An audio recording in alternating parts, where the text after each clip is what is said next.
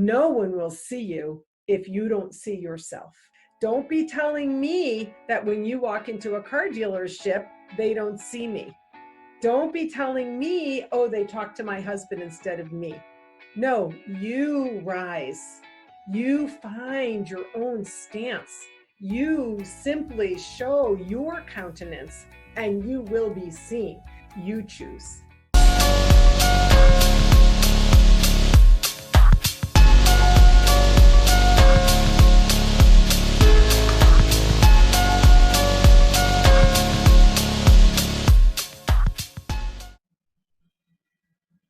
Hi, everyone. I'm Debbie Stokes of Three Women Voices. Today, my special guest is an author, speaker, coach, and broadcast personality. She will be talking about women being the true army of change. I introduce to you Susan Axelrod. Hi, Susan. How are you? Hi, Debbie. I'm great. Thank you so much for having me today. I'm so happy to be here. Yes, and I'm happy to have you here. So we're going to jump right into the questions. So we all know that change is necessary in life. Why do you say women are the army of change in their second half of life? Thank you so much for the opportunity to speak about my favorite topic. I say that women are going to be the army of change in their second half of life precisely because of the wisdom that we have gleaned and gained during the first half of our lives. At the time that we kind of cross over, people think it's 50, it's not, it's more like 42 or 43. But between those years, by the time we cross over, depending on the exact age of our children, how old we were when we had them, if we have children, then as you move into that second half, you actually have more time, more energy, more money, and you feel more on purpose than ever before. And so you can be more confident and sure to create the change that you can easily see as a mama is needed in our world. So really, the key weapon of choice is precisely the wisdom gleaned and gained that you bring with you from the first half of your life. Okay, got you. What does your experiences and perspective have on change? Thank you for asking me about my experiences. It is from my personal experience that I have learned that not only is change possible, it's vital. If you can, I call it going in and going deep, to really get down to the place of your soul, the place that I call it the greatest feeling and the greatest knowing, and allow her to really open up. You know, in the first half of life, she gets buried by life's circumstances. And then she sits in there and she's kind of closed and shuddering. And really all she wants to do is rise. And if you come into this enlightened awareness of the opportunity in your second half of life, then you can help her rise and create the change that I believe is needed. And the key to this, Debbie, that is so important is not what I used to think, which was I have to speak to the masses. I have to speak to crowds of thousands from a platform stage or whatever. That's the only way that I can really make that, you know, impact the change that I want to make.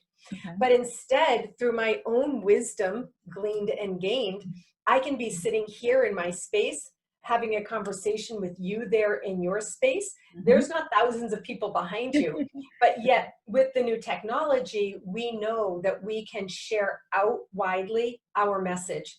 And the message is for every person to take their personal responsibility, to use their good skills of choices and decision making, and then to really be the mama that every woman is, whether or not you birth your own children. I like that. And to nurture and nourish others, which is so sorely needed and sadly lacking today. Can you give some effective methods that women can deal with change? Change is hard for most people. Change and transition is very difficult when you have grown habits and even discipline around habits, even if your habits are not healthy habits. I have this process where I use breathing to come to this present moment of here and now. I call it here, like staying close in.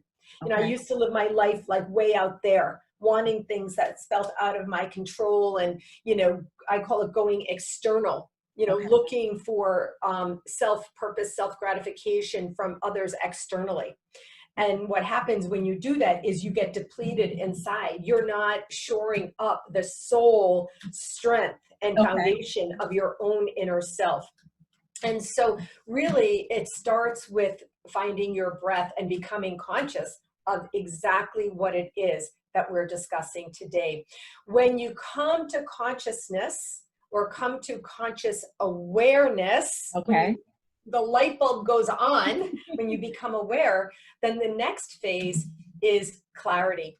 It's really asking yourself, constantly and continually asking yourself clarifying questions.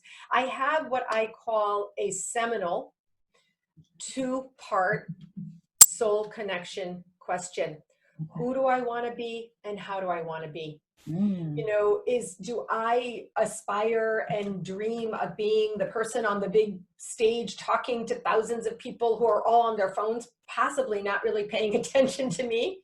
Okay. Or am I okay sharing my message in intimate spaces and knowing that exactly the people who are intended to hear my message will Oh, hear my message? Yeah, so that's clarity. The first is consciousness, the second is clarity. When you get clear on this process of how you can change and grow into the maturity of the second half, then that's where your confidence comes from. okay. And when you can feel that sense of confidence, oh, wait a second, this is me. Mm-hmm. This is me feeling on point, on purpose, really being in my organic space that I'm intended to be.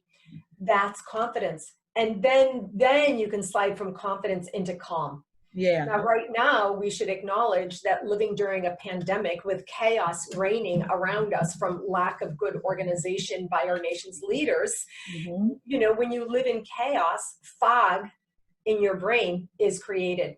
So this little methodology, this little process of coming to consciousness, finding your clarity, feeling the confidence that comes as a result, and then the resulting calm is Yeah. something anyone can do. And that's how we really begin to create change. Wow. I like the way you put it. So now, I know you touched on it a little bit, but just tell us a little bit about your program. My program is coaching for women in the second half of life. The base work that I do, no matter whom I am with, whether I'm getting paid as a coach or talking to people on the phone, is all the same. It's shoring up the person's soul space to help them feel confident to be able to do whatever they are divinely inspired to do. In order to help do that, I created an online course called Discovering You Again for Women in the Second Half of Life. This is my seminal 8-week live online course experience. So every week for 8 weeks, I do come on live just like this. I use the Adobe Connect classroom. And we have a curriculum that leads us through that I designed with all of these ideas that I'm sharing with you now. Each week is a different module. And every week there's a tool, one of my Confident Life coaching tools that I created to use for myself and now use in my coaching work. And then you have a week to use the tool and really do some thinking and processing. And what's happened is so amazing. This, I call it the DYA, Discovering You Again community, was born. And Okay. from the multiple sessions that I had over last year and this year, I created a Facebook group by the same name, Discovering You Again, for women in the second half of life. And I have a few hundred women there, all of whom are really actively engaged in the community, really learning about themselves and realizing the impact that we can make. So that is seminal to my work. So now, how important is it for the mind, body, and spirit to be in alignment to accept change? I love the word alignment.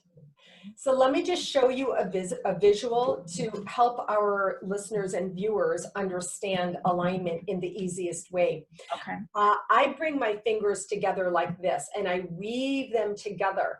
And you can see when you do that, there's this nice, comfortable, fully aligned space and Okay. position where your Yes. knuckles meet, right? Mhm.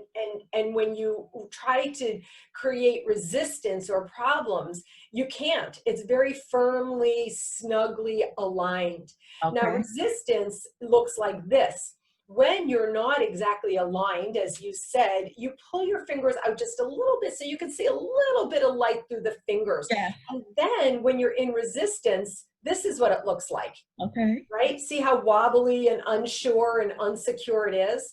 But Mhm. when you work towards the idea of alignment, being in alignment with your soul and your soul purpose, then you're snugly back into that aligned position and nothing can move you or make you feel ungrounded or uncentered.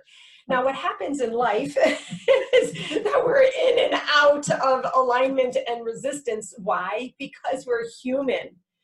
And being out of alignment is not the problem. Being in resistance is not the problem. The problem is the lack of tools that allow us to be able to take that breath and get into alignment to relieve the soul and the suffering Okay. until the time that we're triggered or some cause, affects us and we get into a little bit of resistance and chaos. Do you know what I mean, Debbie? Yeah, I got you. Yes. Yes. Yeah. So that is vitally important. Honestly, we start out as little baby girls in alignment and we grow in alignment in Mhm. relatively normally functioning families. Okay. I have to make that qualifier, of course. No, Okay. nobody's totally normal, but relatively normally functional families, we're in alignment until we get into our power place. Girls who are 6, 7, 8 years old, they're like standing hands on hips. You see them with the little capes, right? That they're Supergirl or Wonder Woman. And then what happens is society begins to impose itself on her. And very much earlier now and younger than it used to be, we get imposed upon by society. Mhm. And then all these layers begin to weave in over Yes. us, and Yes. our mind begins to be impacted, and our soul gets buried under those layers. Mhm. And then we grow into the preteen years, the puberty, and then the teen girl years, which are horrible and torturous for many girls, and including the most traumatic type of circumstances that happen during that time. And Mhm. then we grow from there through into our 20s. The time from 19 to 20 is basically like the same as 12 to 13. Okay. When you're 19, you're still in the girl woman phase. Yeah. You turn 20, 21, and suddenly you're expected to be in the woman phase. Mhm. But unless or until you have supports like coaching or therapy or journaling or tools, love, unconditional love in your life, healthy love, then you're not able to go firmly into a grounded, young, full adulthood. Mhm. And so now we're 20 to 30 in a bit of chaos and feeling very unsure and very insecure because of all these layers that created fog. Yes. So are you with me so Right. far? Yes, I'm following. Okay. And then during those developing years of 20 to 30, often we're starting our careers, we're starting our families, if we are having a family, maybe getting married or in partnership, in whatever way that looks like. And Mhm. then we're in difficulty internally because we're so unsure. It's Yeah. called imposter syndrome. You may be familiar with it. No, I'm not. Well, the imposter syndrome is when we're acting in a certain way from an outward perspective, Okay. but inside we feel like imposters. We Okay. feel like frauds because we're so unsure and insecure inside. Am I Got doing it you. right? Am I Okay. getting it right? Yes. Because women need to get it right. Mhm. And especially because, like I said, we are the mamas whether or not we birth our own children. Mhm. For women who have made choices or didn't choose, Yes. not to birth their own children, Yeah, there's still a lot of nurturing and nourishing to be offered and needed and given. that's And right. so then what happens if we don't find a great coach, if we don't find the tools, if we don't get into, conscious awareness, like, oh, that's what's happening, good Mhm. therapy, perhaps, whatever tools, maybe journaling, praying, meditating, whatever these tools are that allow you to like go in and go deep, then Yeah. we come into the second half of our lives and we're not in good alignment. Yes. And that's how my work evolved, to tell you the truth. I had my own breakdown when I was in my late 30s. Okay. I reveal this so easily because this is life, and because we're all human. Mhm. Through therapy and medication and work, and moving through my type A perfectionism, anxiety and depression, and love by my husband and my family, and eventually finding my own tools, I was able to move through in as healthy way as possible. And Gotcha. that's really how all of this evolved for me. So then women in the second half of life who haven't had these clearings that I'm talking about earlier on, they struggle. Yeah. Who am I? Who am I anymore, other than that hard, dedicated worker in the office, that church or synagogue volunteer, the community member who does everything, the mother of the children, the identity, of the mother of the children, Yeah. perhaps the wife or partner of the other, like, who am I? And what is my purpose? Mhm. And that's where my work comes in. And let me tell you something, when I work with these women, they are on fire. They just get so on purpose. It's not that you're never human and don't struggle still with things. It's Right. just that you begin to feel a sense of purposefulness. That Yes. is the army. That is you coming into the army of change. When we change ourselves, then there's this energy field around us. It could be considered weapons if you want to use that analogy. There's Yeah. this energy field around us of being okay. Yeah. And then how that ripples out from us, that creates the army of change to being okay. And then every day you wake up on purpose. I've been listening to you and following you, and I see you in you, this purposefulness of which I'm speaking. Uh-huh. Your Okay. Thank you. your tools, your weapons, if you want to call it that, you are a soldier, or it could be said a general, because Okay. you're leading in Mhm. your podcast and you're writing. Okay. You're leading others by sharing the spoken word and the written word. Okay. So do you get what I'm saying? Does that analogy feel right to you? Yes, it does. It does because like once you know who you are and what your purpose is, that's when you step into your power, So that's what women need to find out and discover who they are so that they can become who they're supposed to be. Yes, discovering you again. Yes. Exactly. So I created, I do my own work, honestly. I work alone. I do everything on my own. I partner with people. I pull people in and I collaborate and do partnering activities. I do so much for free. I go live every single day doing mini coaching workshops on my Facebook page. So I have books. I'm a published author. I have 2 books here, and I'm I was just awaiting going to ask you about publication that. of my 3rd book. And my books, this one is called An Anthology to Inspire Soul Connection, and this one is a collection to activate your mind and soul. I created a totally free 3-part mini course of my live 8-week experience. And in whatever show notes you offer, I'm going to send you the link for Okay. my 3-part free, totally free, honestly free, Okay. really good mini course Okay. that will allow you to begin to generate and percolate out of your stuckness. But I learned how to do a little bit of Canva design through the app Okay. of Canva. And I designed my own journal. It's called the Discovering You Again Journal for Women in the Second Half of Life. And it's on my website. I now am not waiting. One of the things, Debbie, again, I've observed this about you. and I want to say and acknowledge how much I admire and respect, you're not waiting.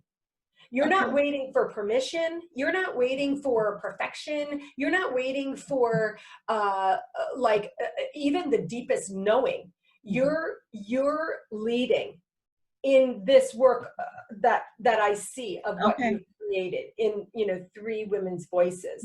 Okay, so now this is the last question. Well, not really a question, but just give women some last words of advice or empowerment that they can help them in their lives.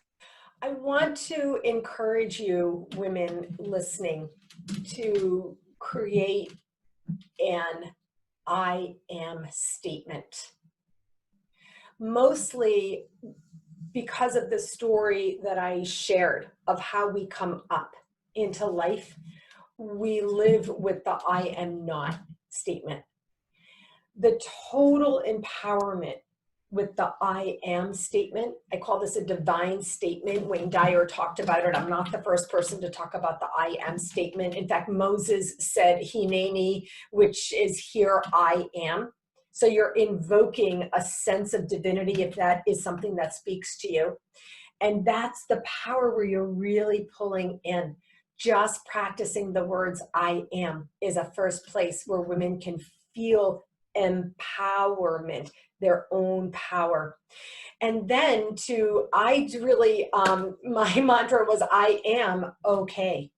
So the ultimate empowerment is not I'm the best. It's not I'm the smartest, I'm the prettiest, I'm the thinnest, I'm the richest. That's not what empowerment is. Not that there's anything wrong with all of those things. But the ultimate empowerment is I am okay, because it is from that place that we can then rise and we can really allow our soul to open. So these are very simple tools and techniques and ideas. I am in the realm of simple because we must create change.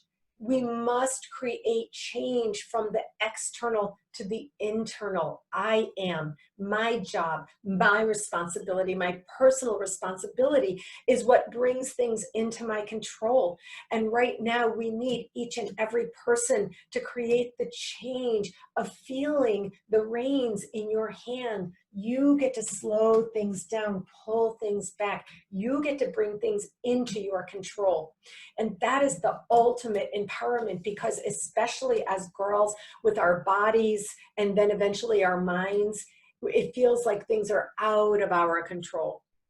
And my army of women in the second half of life who have lived those lives, who know of the power of the tools, the weapon of wisdom gleaned and gained, who share it in any way, shape, or form with whomever is intended to hear it. That is the ultimate empowerment, and that is the army of change that I'm talking about. Wow, powerful.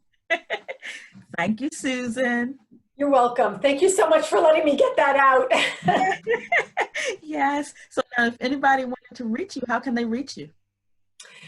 Well, my website is called whatwillyourlegacybe.com. Whatwillyourlegacybe.com. And I have a daily Facebook live broadcast on my Facebook page by the same name. What Will Your Legacy Be is the name of my Facebook page, where I go live daily at 5 p.m. Eastern. Every day, 5 days a week, I'm there offering tips, tools, love, wisdom, in the form of mini coaching sessions that I do. I chat with you if you come on live. I love to hear from you. And I'm also active on LinkedIn under my name, Susan Axelrod. So if you look me up, I'm easy to find. Okay. And I just want to say thank you for watching. If you want to reach out to Three Women Voices, you can find us at threewomenvoices.com. The email address is threewomenvoices@gmail.com. I'm on Instagram at @3_Women Voices, and on Facebook at @3 Women Voices. And I thank you for watching.